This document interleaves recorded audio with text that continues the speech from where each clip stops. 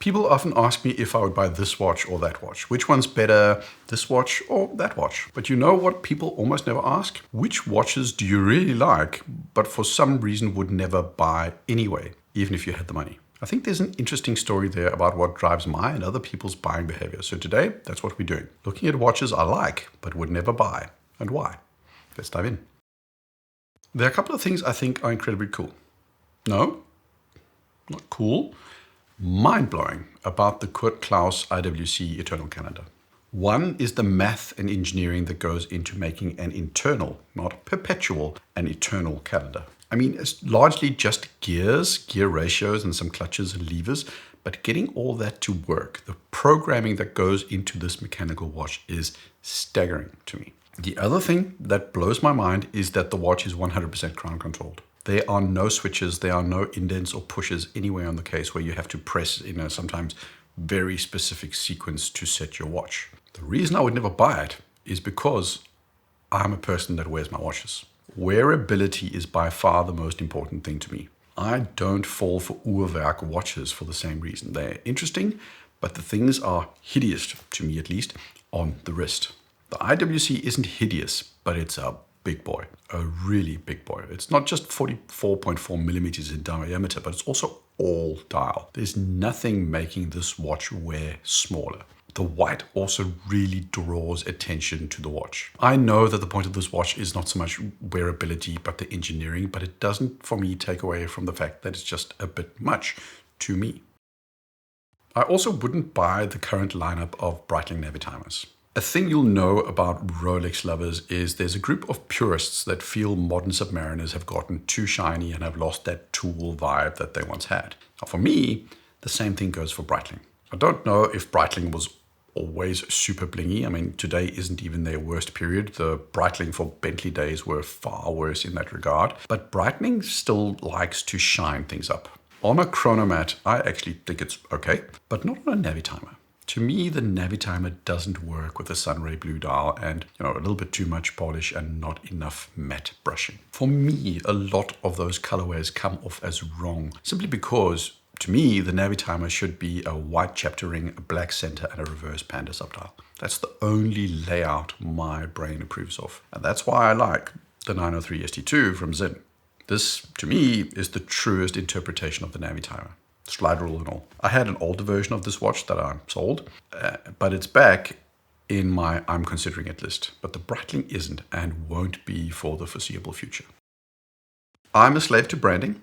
I admit it, and I'm not ashamed. If you ask me which chrono from Omega I would get, it will always be a Speedy or a first Omega in space or a Speedy reduced. I never consider two counter models, and it's got nothing to do with size. It's entirely down to the fact that the right Omega, in my mind, has 3 subdials in the Moonwatch layout. The two counter models look good to me. I even own other two counter chronographs from other brands, but the Speedy branding is so strong with me that I rarely, if ever, take notice of the other Omega chronograph options. It's something I became aware of a couple of years back when a friend at a watch meet noticed how I just put the two counter models aside. I looked at them and I kind of just moved on, and where the Speedy models, they held my attention for much longer. And it's weird because I wouldn't say the Moonwatch is objectively better, looking necessarily, but it's, burger analogy. It's a burger with kimchi, a burger with a sourdough bun, and I'm sure it can taste great, but it's just not a real burger. It's something else, and there's no doubt that this is because of branding and story and the effort Omega put into marketing the Speedy models. But it's affected me, and I'm on my 12-step process to freeing myself from the shackles of the branding story. But for now, the two counter models, which are super cool, just can't hold my attention.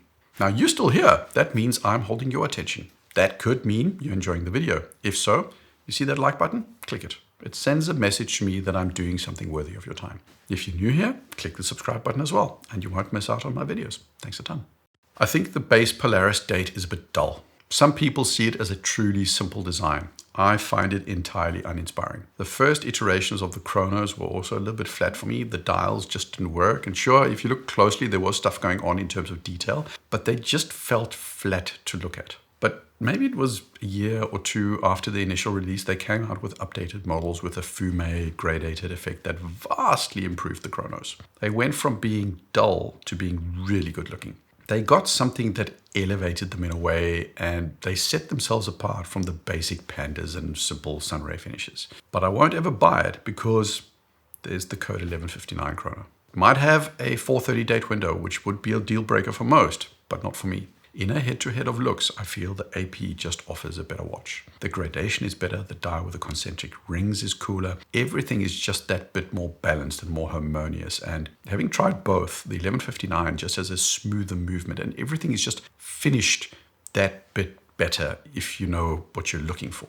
And it takes a little bit of cork sniffing, it was a term I learned the other day, but the differences are there and they're meaningful.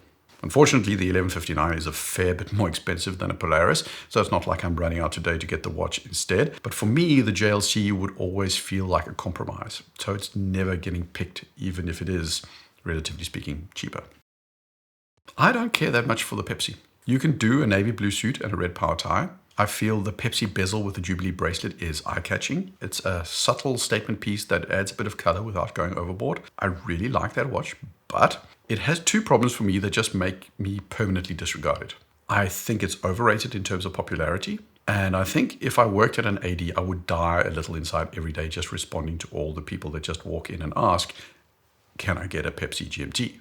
I'd try to sell them on a root beer and they'll be like, no, we want the Pepsi. I think the root beer is aesthetically superior. It works far better with most clothes, but no, customers only want the Pepsi. Everything else to a lot of people is the booby price to them, and it's good, but to me it's just not that good. Secondly, I want a Coke bezel. I drink Coca-Cola. I'm a slave to Coke over Pepsi, and people that know me would tease me if I was wearing a Pepsi. So, no Pepsi for me. Next. Some of you know, some of you don't, but I was born and raised in South Africa, the red earth. It's in my skin. Africa is home, and part of me will never leave Africa. So when Norcane made the Hakuna Mipaka, which is, I think, Swahili and therefore Kenyan and not South African in any way, I do feel the urge to grab a lion cub and carry it up to the top of a rocky outcrop and lift him up high over the savannah and scream. The colorway is very Africa. The sword and shield is totally tugging at the heartstrings, and the watch wears well, and it's not too out there to fit into the kind of clothes I wear, but it does feel just a little bit too marketing-y for me. I almost feel manipulated every time I see it. On their website, and I find this hilarious, they state that the watch is animal cruelty free. So no zebras were apparently killed in the making of this watch.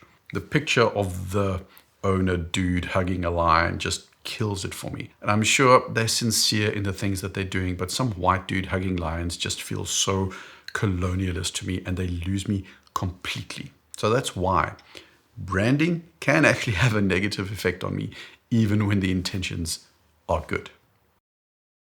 Let's talk about a watch that I would never buy, and let's ruminate on the fact that I can't afford the thing anyway and never will be able to. Specifically, I'm thinking of an MB&F horological machine.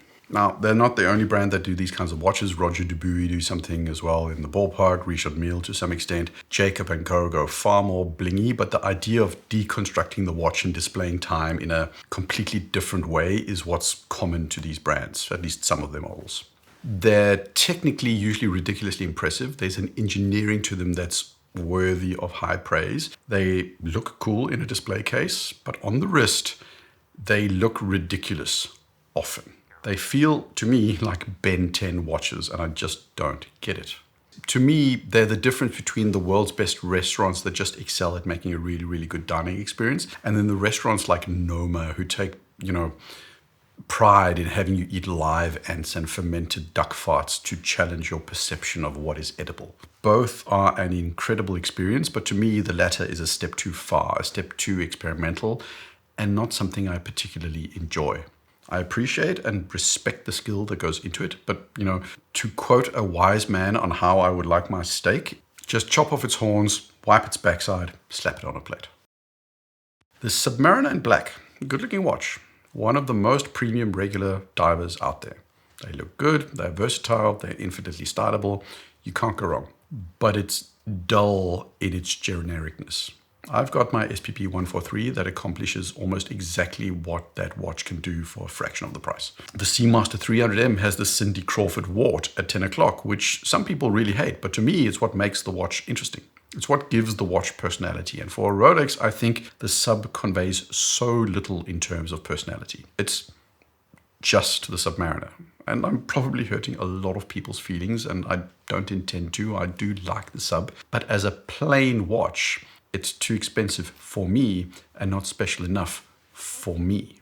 So it's not a judgment of other people's choices. For me, if I'm getting a sub, I'm getting a bluesy, simply because it's got that bit more presence and personality to it. And when I want something plain, I can go for an SPP 143 or a Monto or an Oris or any number of the millions of very good, reasonably priced black dial, black bezel dive watches out there.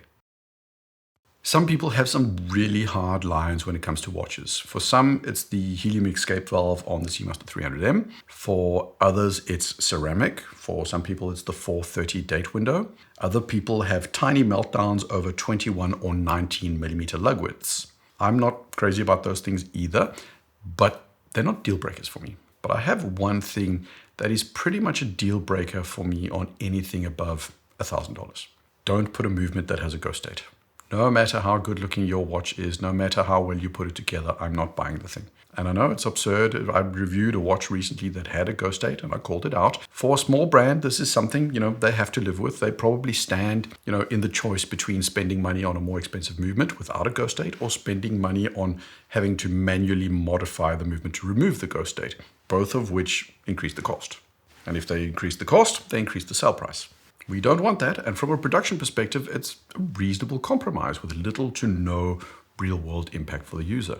It really doesn't matter, but it bugs me. To me, I avoid it like stepping on gaps and cracks in sidewalks. I just can't do it. The last watch also isn't a specific watch, but it's a kind of watch. It's the Lange 1, it's the Omega Speedmaster in gold with the green dial, it's a JLC perpetual calendar in gold. And the commonality is the retail price and the value retention. Generally, I don't think about what my watch will be worth the day after I bought it. I believe you have to accept that your watch will drop in value immediately, and value retention is not something you should be hoping to achieve. But on precious metal watches, for some brands, the drop is horrendous, and there is zero rational reason to pay retail. A Lange 1 drops like a ton of bricks on the secondary market. Anything gold from Omega falls through the floor, goes straight through the Earth's surface and, resurfaces on the other side of the globe. I can make a very long list of precious metal watches I would like to own, but there's no way I'm paying retail. Going from a starting point of $40,000 or $50,000 and knowing you can get a deal at 30 or 25 potentially, even for new in box sometimes, paying sticker price is just not rational. I think even if I could afford gold watches in that kind of scale, I'd still not go retail. I don't always want to go through the trouble of saving 7% on a steel watch, but 25 or 30% on a gold watch, I'm absolutely going to shop around if I ever get to that point. And that's it.